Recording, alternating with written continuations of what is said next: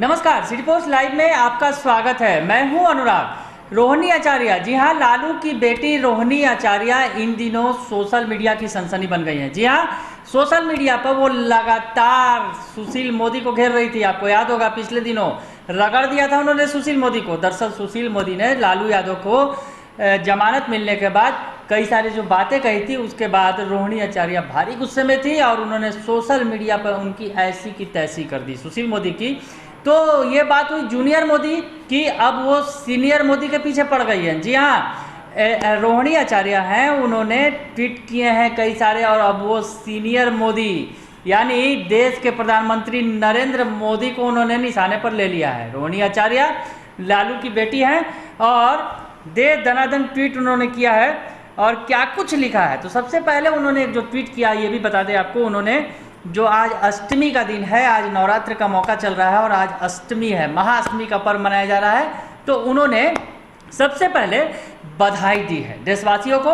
और वो मंत्र लिखा है उन्होंने, या देवी सर्वभूतेषु माँ गौरी रूपेण संस्थिता नमस्तस्ये नमस्तस्ये नमस्तस्ये नमो नमः।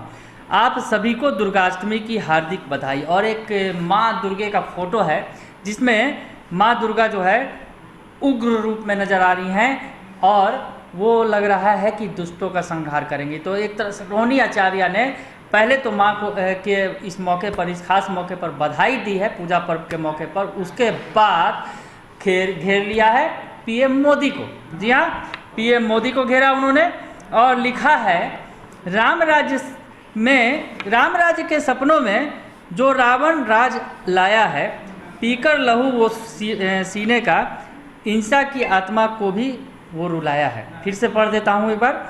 राम राज्य के सपनों में वो रावण राज लाया है, पीकर लहू वो सीने का, हिंसा की आत्मा को भी रुलाया है।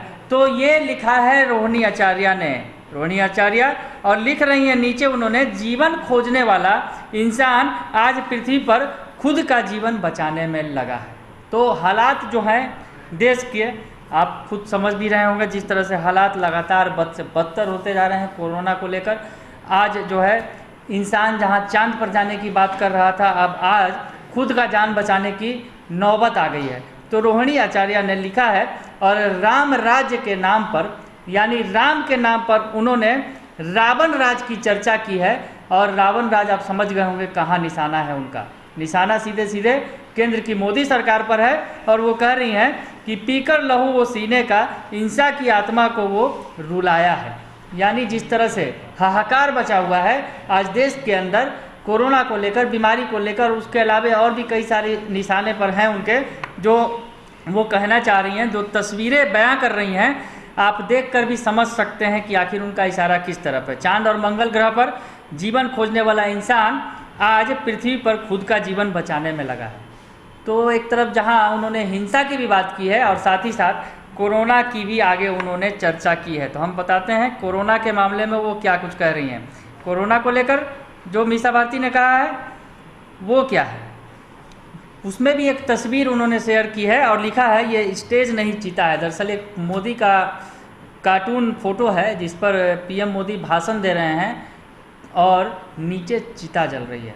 तो आप समझ गए होंगे इशारा किधर है। पीएम मोदी बंगाल चुनाव में रैलियों में व्यस्त हैं और लोगों की चिताएं जल रही हैं। तो कुछ यही इशारा है रोहिणी आचार्य का। और लिखती हैं, गरीबी का मारा 2 रोटी की खातिर गरीब मर रहा है, चुनाव करवाने की खातिर जलती चिताओं में वो देश को झोंक रहा है।